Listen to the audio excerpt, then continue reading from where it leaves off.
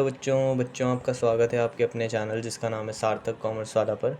तो आज इस वीडियो के अंदर हम कवर करने वाले हैं अपना चैप्टर 10 जिसका नाम है फाइनेंशियल मार्केट्स। तो मैं जो भी इस वीडियो को पहली बार देख रहे हैं मैं उन्हें बताना चाहूँगा कि हमारा चैनल है सार्थक कॉमर्स वाला के नाम से, जिसमें क्लास 12 बिज़नेस स्टडीज़ पूरी कवर कराई जा रही है 2023 एंड 2024 सेशन वाले बच्चों को। तो डिस्क्रिप्शन में आपको प्लेलिस्ट मिल जाएगी, तो आप उस प्लेलिस्ट को गो थ्रू कर सकते हैं वहाँ से जाके। तो आज हम कवर करने वाले हैं इस वीडियो के अंदर अपना चैप्टर 10 जिसका नाम है फाइनेंशियल मार्केट। सबसे पहले बात करते हैं फाइनेंशियल मार्केट्स होते क्या हैं। तो फाइनेंशियल मार्केट ये जो टर्म है ये दो शब्दों से मिलके बनी है, फाइनेंस प्लस मार्केट। फाइनेंस का मतलब होता है पैसा और मार्केट का मतलब होता है एक ऐसी प्लेस जहाँ पे एक्सचेंज किया जाता है और बाइंग एंड सेलिंग की जाती है। तो फाइनेंशियल मार्केट्स बेसिकली वो मार्केट्स होते हैं जहाँ पे सिक्योरिटीज़ और फाइनेंशियल एसेट्स को बाय एंड सेल किया जाता है, जिससे मनी का सर्कुलेशन होता है, फाइनेंस का सर्कुलेशन होता है। ठीक है, तो फाइनेंशियल मार्केट्स का एक जो बेसिक मतलब होता है, जैसे आप देखते हो जहाँ पे सब्ज़ी बिकती है उसे हम कहते हैं सब्जी मंडी कहते हैं या उसे हम मार्केट कहते हैं। तो ऐसी जहाँ पे सिक्योरिटीज़ या फाइनेंशियल एसेट्स जितने भी होते हैं उनकी बाइंग एंड सेलिंग होती है, उन मार्केट्स को हम फाइनेंशियल मार्केट्स कहते हैं।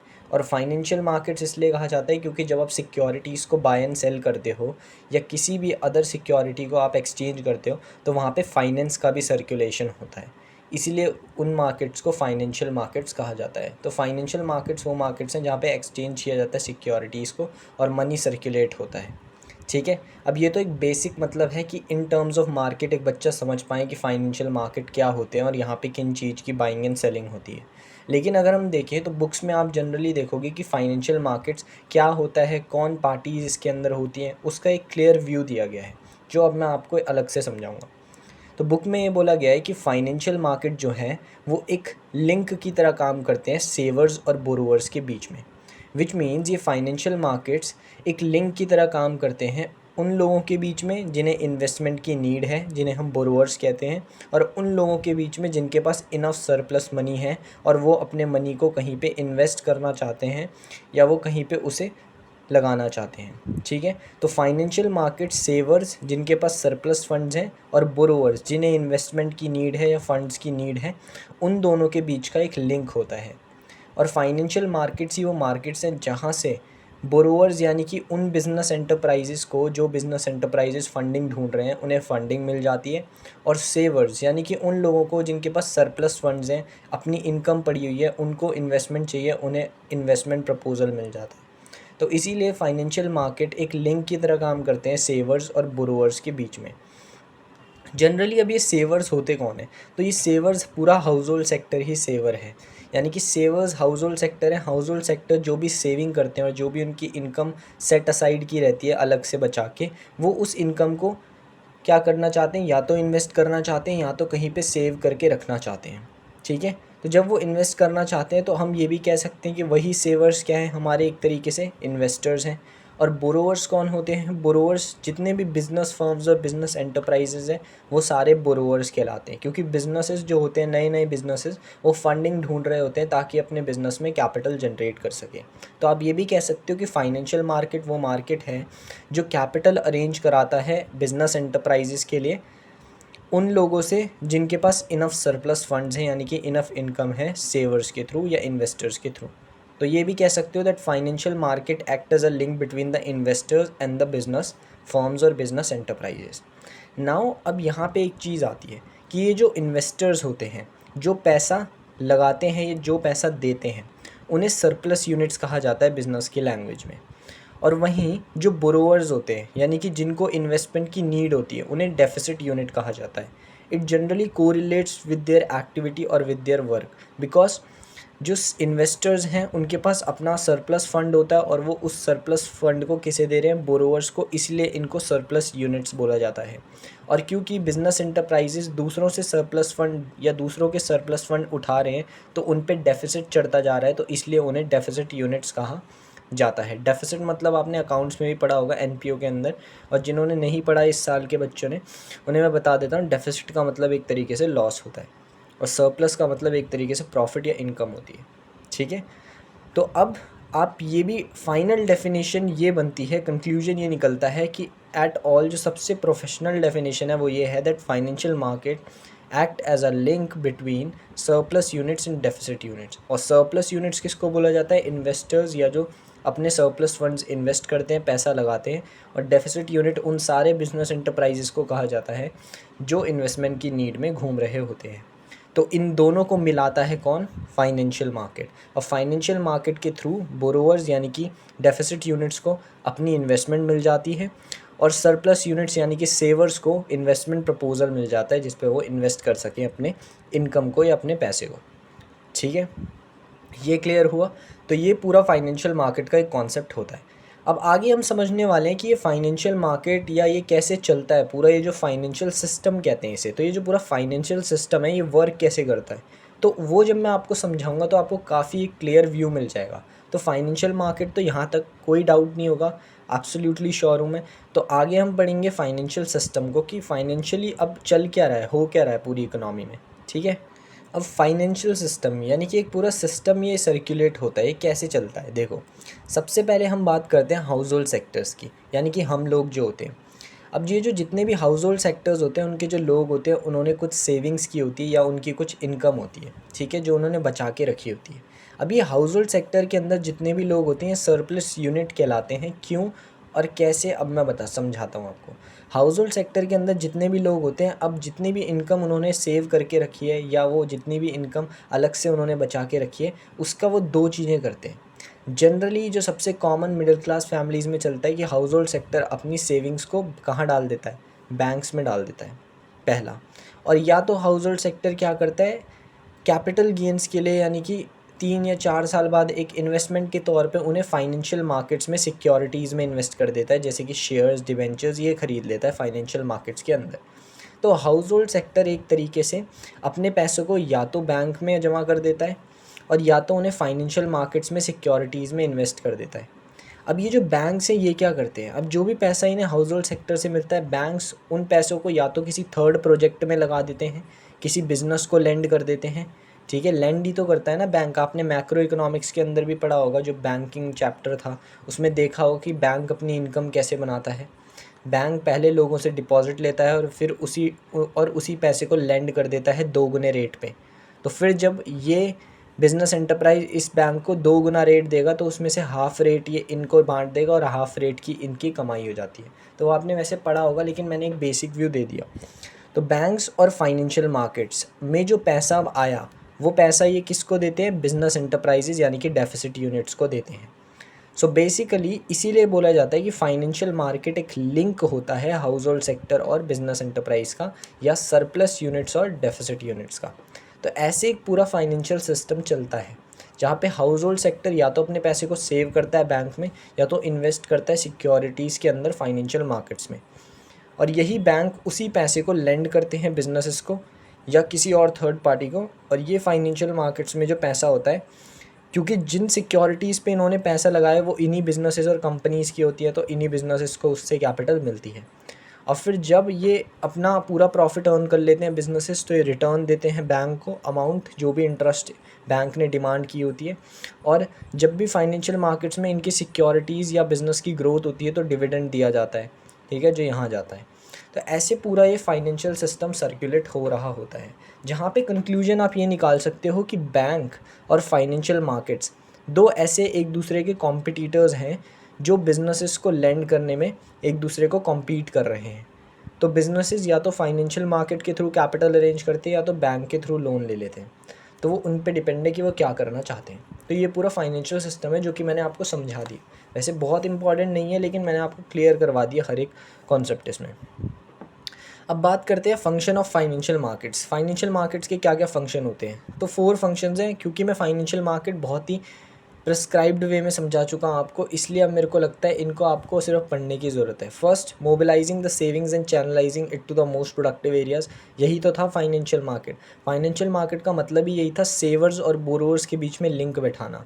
तो सेवर्स की सेविंग्स को मोबिलाइज़ करना, मोबिलाइज़ यानी कि उन्हें लगाना सही जगह पे, ठीक है, और उन्हें सबसे प्रोडक्टिव एरियाज़ में लगाना, ठीक है। Mobilising the savings and channelising, यानी कि जितनी भी सेविंग्स हैं उनको लेके आना और उनको सबसे प्रोडक्टिव एरियाज़ में लगाना। प्रोडक्टिव एरियाज़ का मतलब दूसरे बिजनेसेस में लगा देना, जिससे बिजनेसेस यानी कि बोरोवर्स को क्या मिल जाती थी, फंडिंग, और उसके बाद रिटर्न में भी काफ़ी अच्छा अमाउंट मिलता था सेवर्स को। तो पहला तो फंक्शन ये होता है जो कि आप बेसिकली समझ गए होंगे, तो फाइनेंशियल मार्केट लिंक की तरह ही काम करते हैं सरप्लस यूनिट्स और डेफिसिट यूनिट्स के बीच में। सेवर्स अपने पैसे को इन्वेस्ट करना चाहते हैं तो उनको उनका पैसा इन्वेस्ट करवा देता है फाइनेंशियल मार्केट, और बोरोवर्स चाहते हैं कि उन्हें फ़ंड मिल जाए तो वो फंडिंग भी मिल जाती है बोरोवर्स को। तो यही तो होता है ना पहला point. Second, facilitate price discovery. Generally financial markets में फाइनेंशियल एसेट्स या सिक्योरिटीज़ की भी बाइंग एंड सेलिंग की जाती है। तो ये जब बाइंग एंड सेलिंग की जाती है तो सिक्योरिटीज़ जिनकी हाई डिमांड होती है उनके प्राइस भी हाई होने लग जाते हैं, और जिन सिक्योरिटीज़ की लो डिमांड होती है उनके प्राइजेस भी लो होते हैं। तो इस तरीके से फाइनेंशियल मार्केट्स सिक्योरिटीज़ की प्राइस डिस्कवर करने में भी हेल्प करता है। Third, provide liquidity to financial assets. मैंने बताया था फाइनेंशियल मार्केट्स मतलब ऐसे मार्केट्स जहाँ पे फाइनेंशियल एसेट्स को क्या किया जाता है, बाय या सेल। तो जब फाइनेंशियल एसेट्स सेल या बाय हो जाएंगे इजीली फाइनेंशियल मार्केट्स में, तो उनको क्या मिल जाएगी, लिक्विडिटी प्रोवाइड हो जाएगी। लिक्विडिटी मतलब कैश में। अब अगर कोई सिक्योरिटी बेच रहा है तो उसके बदले उस पर्सन को कैश मिल जाएगा, विच मीन्स लिक्विडिफाई कितनी जल्दी हो रही है देखो फाइनेंशियल एसेट्स। और अगर कोई बाय कर रहा है तो उसे पैसे देने पड़ेंगे। तो लिक्विडिटी बहुत इजीली मिल जाती है फाइनेंशियल एसेट्स को फाइनेंशियल मार्केट्स के अंदर। And fourth is reduce the cost of transaction. जब पहले के टाइम पे फाइनेंशियल मार्केट्स नहीं होते थे तो इंस्टीट्यूशंस के थ्रू स्टॉक पे डीलिंग होती थी, जहाँ पे पेपर वर्क बहुत ज़्यादा होता था। जितने भी आप ये देखते हो हर्षद मेहता, ये जो स्कैम हुए थे, ये स्कैम क्यों हुए थे, क्योंकि उस टाइम पे ऑनलाइन कुछ नहीं था। आजकल फाइनेंशियल मार्केट्स आ गए, सारे ऐप्स आ गए, ग्रो, ये सब, एंजल वन, ये सब फाइनेंशियल मार्केट्स ही तो हैं। तो यहाँ पे अब ऑनलाइन डीलिंग होती है जहाँ पे पेपर वर्क कम है। अब हर चीज़ क्या हो गई, लेस डॉक्यूमेंट के साथ हो गई है। तो जिससे कॉस्ट ऑफ ट्रांजैक्शन का जो कॉस्ट है ट्रांजैक्शन की वो रिड्यूस हो गई है। पहले के टाइम पे पेपर वर्क होता था, रजिस्टर करना पड़ता था, तो इसमें कॉस्ट भी ज़्यादा बढ़ जाती थी।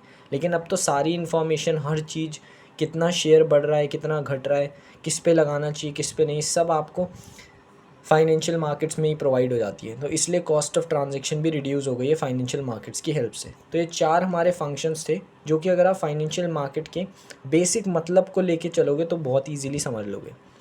अब फाइनेंशियल मार्केट कितने टाइप्स के होते हैं, तो फाइनेंशियल मार्केट दो टाइप्स के होते हैं, कैपिटल मार्केट और मनी मार्केट। ठीक है, कैपिटल मार्केट वो मार्केट होते हैं जहाँ से लॉन्ग टर्म फंड्स आप रेज़ कर सकते हो, और मनी मार्केट वो होते हैं जहाँ से आप शॉर्ट टर्म फंड्स रेज़ कर सकते हो। बेसिक मतलब बताए इस वीडियो के अंदर हम मनी मार्केट और इसके जितने भी इंस्ट्रूमेंट्स हैं जिसके थ्रू शॉर्ट टर्म फंड्स को रेज़ किया जा सकता है उनको कवर करने वाले हैं। अब हम बात करते हैं मनी मार्केट की कि मनी मार्केट क्या होता है। तो मनी मार्केट होता क्या है, तो money markets which provide short term funds, यानी कि मनी मार्केट वो मार्केट होते हैं जो शॉर्ट टर्म के लिए फ़ंड्स प्रोवाइड करते हैं। शॉर्ट टर्म का मतलब क्या है, यानी कि ये वो मार्केट्स हैं जहाँ पे आप सिक्योरिटीज़ को बाय एंड सेल कर सकते हो और साथ ही साथ मनी को भी एक्वायर कर सकते हो, अरेंज कर सकते हो, लेकिन सिर्फ 1 ईयर या उससे कम टाइम के लिए।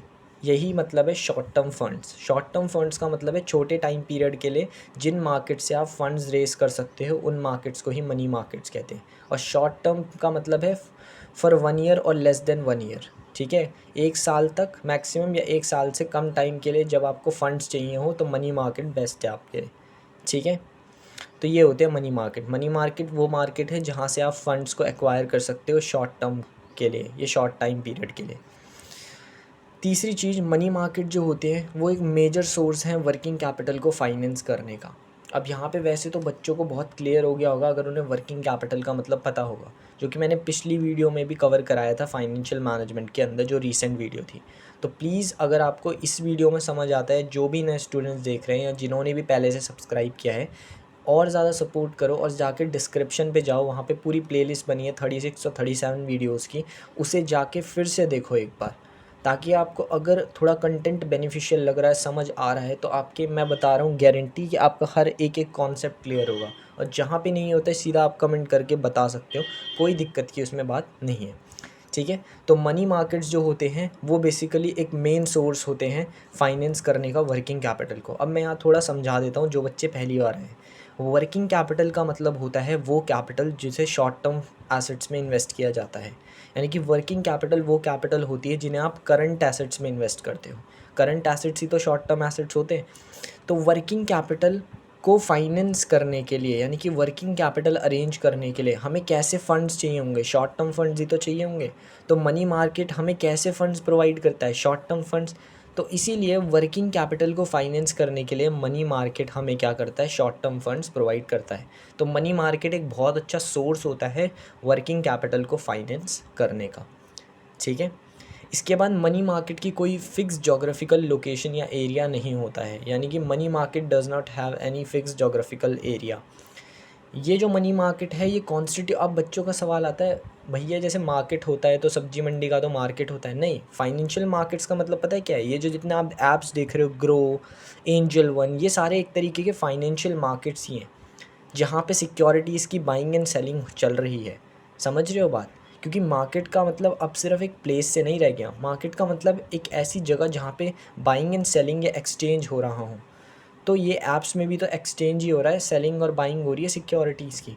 तो मनी मार्केट की कोई फिक्स जोग्राफिकल एरिया नहीं होता है, लेकिन मनी मार्केट बहुत सारे इंस्टीट्यूशन से मिलके बना होता है, जैसे कि आरबीआई, एसबीआई, एलआईसी, यूटीआई और जितने भी कमर्शियल बैंक्स हैं, ये सारे मिलके मनी मार्केट को क्रिएट करते हैं।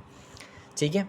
अब यहाँ पे हम बात करते हैं एक बहुत ही इंपॉर्टेंट कॉन्सेप्ट जो आगे हम कवर करने वाले हैं बहुत ही डिस्क्रिप्टिव वे में, कि मनी मार्केट जो होते हैं। तो मनी मार्केट जो होता है, मनी मार्केट एक ऐसा मार्केट है जो क्या प्रोवाइड करता है? Short term fund sorry. तो मनी मार्केट के अंदर ना कुछ इंस्ट्रूमेंट्स होते हैं। ठीक है, कुछ ऐसे इंस्ट्रूमेंट्स होते हैं जिसके through money market short term funds provide करता है कंपनीज़ को और बिजनेसेस को। तो उन इंस्ट्रूमेंट्स के बारे में हम पढ़ने वाले हैं। अब याद रखना, ये वो सारे इंस्ट्रूमेंट्स हैं जो 1 साल या उससे कम पीरियड के लिए फाइनेंस प्रोवाइड करते हैं बिजनेसेस को या कंपनीज़ को। तो मनी मार्केट के अंदर वो बहुत सारे इंस्ट्रूमेंट्स हैं जिसमें हम 5 इंस्ट्रूमेंट्स को देखने वाले हैं। वो 5 इंस्ट्रूमेंट्स पढ़ने वाले हैं जिनके थ्रू कोई भी बिज़नेस या कंपनी या government short term funds arrange कर सकती है। ठीक है। तो अब बात करते हैं हम अपने सारे इंस्ट्रूमेंट्स की मनी मार्केट के। तो बहुत जल्दी मैं समझाऊंगा, बहुत शॉर्ट नोट्स बनाएं। तो प्लीज़ यार, for this hard work please appreciate through a like, subscribe और any and share the video with your friends. Okay. तो हम सारे इंस्ट्रूमेंट्स को अब पढ़ने वाले हैं इसके अंदर। अब मैं पहले ही बता रहा हूँ, ये जो इंस्ट्रूमेंट्स का टॉपिक है ये बहुत ज़्यादा इंपॉर्टेंट है। केस स्टडी के अंदर बहुत ही इंपॉर्टेंटली आता ही आता है जनरली पेपर के अंदर, तो इनको समझना बहुत ज़्यादा ज़रूरी है आपके लिए। ठीक है। सबसे पहला इंस्ट्रूमेंट है कॉल मनी। कॉल मनी क्या होता है? कॉल मनी जो होता है वो एक ऐसा इंस्ट्रूमेंट है जिनमें जनरली बैंक डील्स करते हैं। ठीक है। बैंक्स कॉल मनी इंस्ट्रूमेंट का सबसे ज़्यादा यूज़ करते हैं शॉर्ट टर्म फंड्स को रेस करने के लिए। अभी कॉल मनी यूज़ कब की जाती है? होता क्या है कि कभी कभी 1-2 बैंक्स होते हैं जनरली। अब मान लो ये बैंक 2 है, इसको शॉर्टेज है फ़ंड्स की, यानी कि इसके पास फ़ंड्स की कमी हो गई है। तो ये बैंक 2 ना बैंक 1 से अपील करेगा कि आप मेरे को पैसा दे दो। तो बैंक 1 इन्हें क्या देता है? इन्हें जो पैसा देगा उसको ही क्या कहते हैं? कॉल मनी कहते हैं। यानी कि जो यहाँ पे शॉर्ट टर्म फंड्स बैंक 1 ने बैंक 2 को प्रोवाइड किए उसे ही कॉल मनी कहा जाता है। और ये जो मनी बैंक 1 ने बैंक 2 को दी, ये एक बहुत ही शॉर्ट टाइम पीरियड के लिए दी होती है, जहाँ पे बैंक 2 को बहुत जल्दी ये पैसा वापस बैंक 1 को लौटाना पड़ता है। ठीक है। तो जब बैंक 1 यानी कि जिसके पास इनफ सरप्लस फंड्स है, वो बैंक जब लेंड करता है मनी उस बैंक को जिसके पास शॉर्टेज ऑफ फंड्स है, यानी कि कमी है फंड्स की, और वो भी सिर्फ 1 या 2 दिन के लिए, तो उन्हीं शॉर्ट टर्म फंड्स को या उस इंस्ट्रूमेंट को हम क्या कहते हैं? कॉल मनी कहते हैं। तो इसीलिए बोला जाता है कि बैंक जनरली डील करते हैं इस कॉल मनी इंस्ट्रूमेंट के थ्रू। ऐसा नहीं है कि सिर्फ बैंक्स ही करते हैं, बहुत सारी कंपनीज़ भी करती हैं, म्यूचुअल फंड्स ये सब भी करते हैं, लेकिन जनरली बैंक्स ही इस कॉल मनी में डील करते हैं।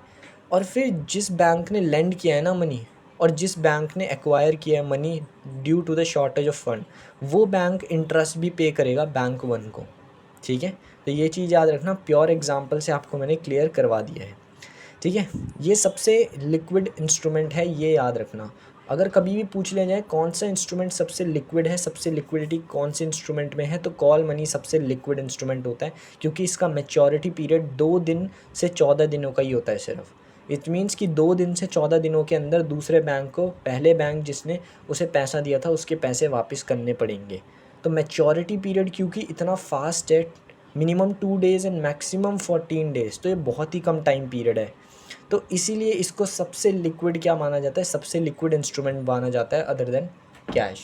ठीक है, तो सबसे लिक्विड इंस्ट्रूमेंट कौन सा होता है, कॉल मनी होता है अगर हम बात करें मनी मार्केट के अंदर।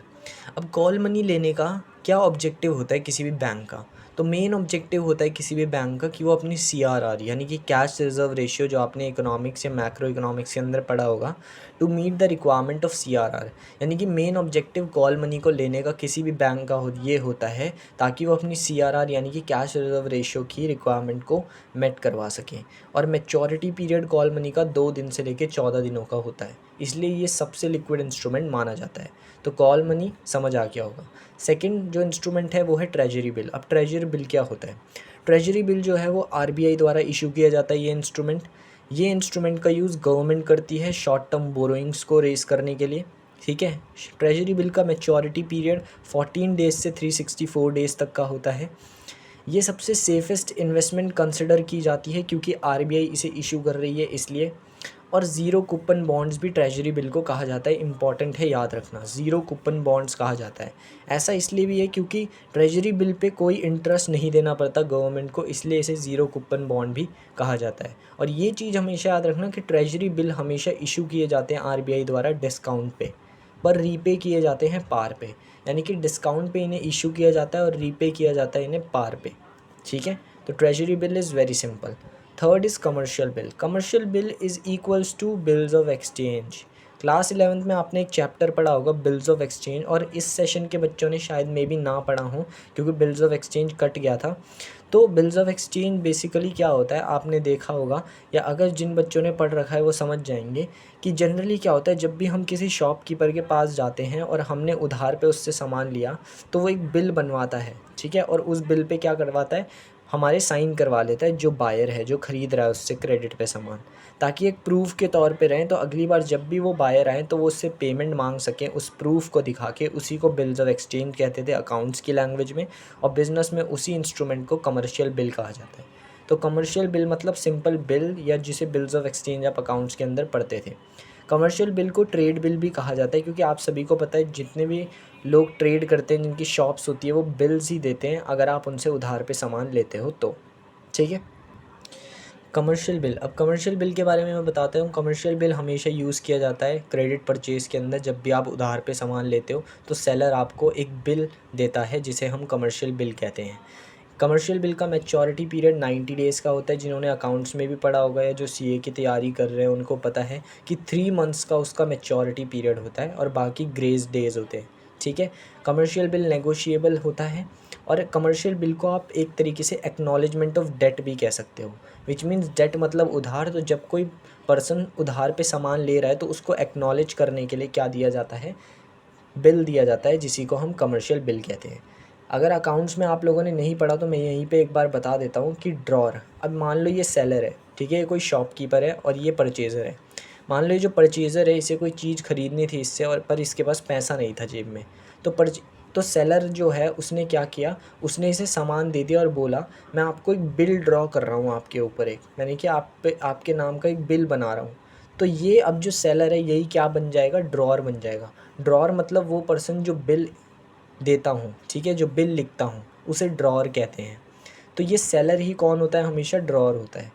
अब इसने बिल लिख दिया इसके नाम का, और ये क्या करेगा, इस बिल पे साइन करेगा कि हाँ मैं सहमत हूँ, मैं आपके पैसे दे दूँगा, और ये बिल ड्रॉर अपने पास ही रखता है।